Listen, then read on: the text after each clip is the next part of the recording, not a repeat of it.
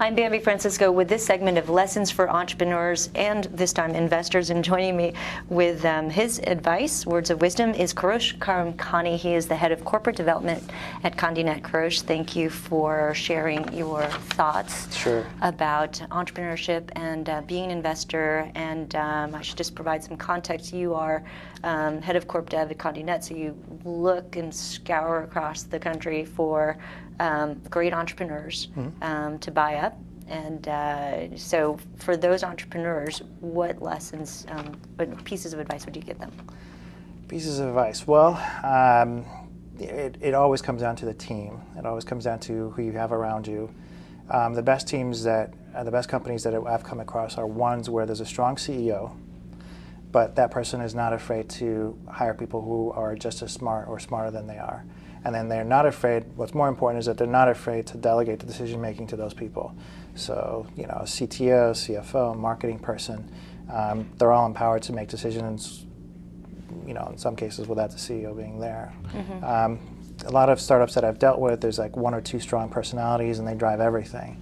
Those tend not to work out as well because after you reach, say, 20, 30 employees, and it spins beyond your control, and you just can't make decisions with everything. And handle that. On the investment side, you've made many acquisitions, Reddit, and of course Wired Digital.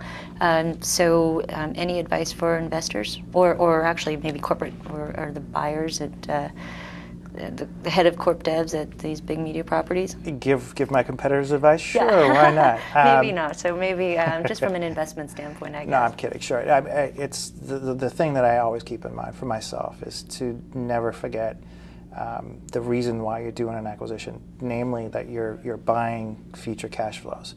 If you pay too much from the outset, then you're never going to get any kind of return from the investment. Most acquisitions, you know, they've done studies, 50 to 80% fall apart.